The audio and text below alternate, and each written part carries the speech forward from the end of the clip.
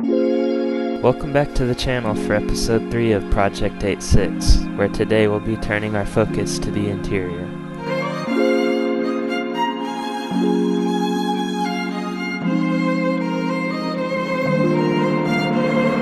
Up until this point, I really haven't done much to the interior other than a little bit of cleaning. With the exterior, I've tried to emulate the style that you would have seen in Japan in the late 80s or early 90s. A style that was simple, but very functional and full of character. Now I'd like to bring some of those same elements into the interior, and what better place to start than with the steering wheel.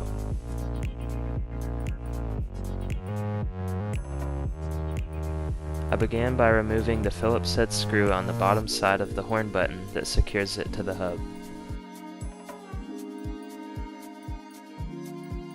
Then the horn button slides off and can be unplugged. Now you can loosen the 19mm nut holding the wheel on, but don't take it all the way off yet.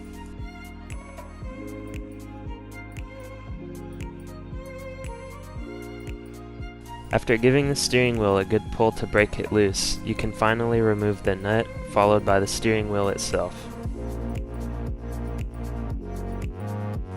The hub adapter that I ordered for my new steering wheel didn't come assembled, so first I pressed the horn contact ring onto it.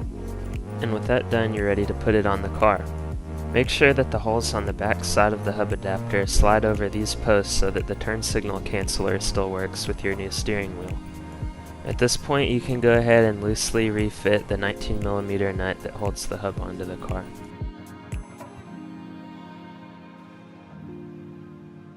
And this is also a good time to fit the cover onto the hub.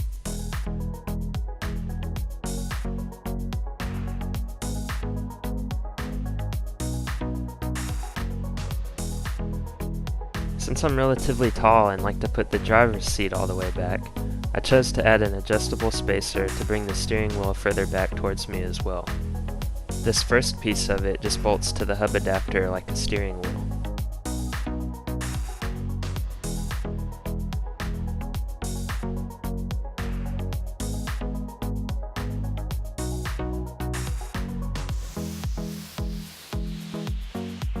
Then I went ahead and tightened down the 19mm nut that holds everything on.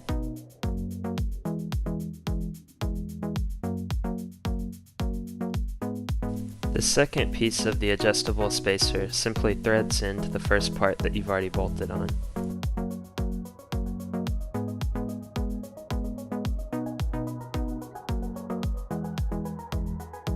After choosing the length that you want, fasten the supplied hardware to lock it into place.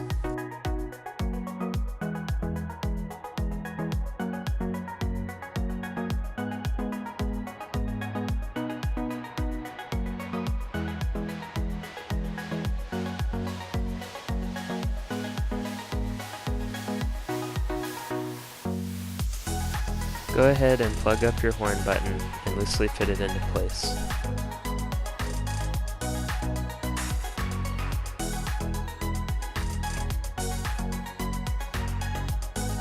And now you can put your new steering wheel on. This is a 360mm Nardi Classic that I've had for a while now. I've had it on a couple 240s, a 300CX, a Sylvia, a Miata, maybe a couple other cars too. But now the Corolla gets its turn. And with the wheel on, I tightened down the jam nut on the adjustable spacer. Once you're done, make sure that the turn signal canceller and your horn button work as they're supposed to.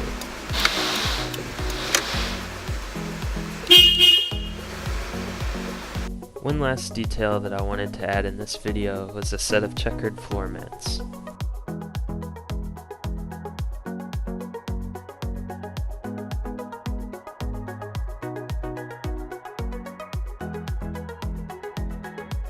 And here's a look at the final product. I think the interior has a lot more character now, and the new steering wheel feels much better than the original.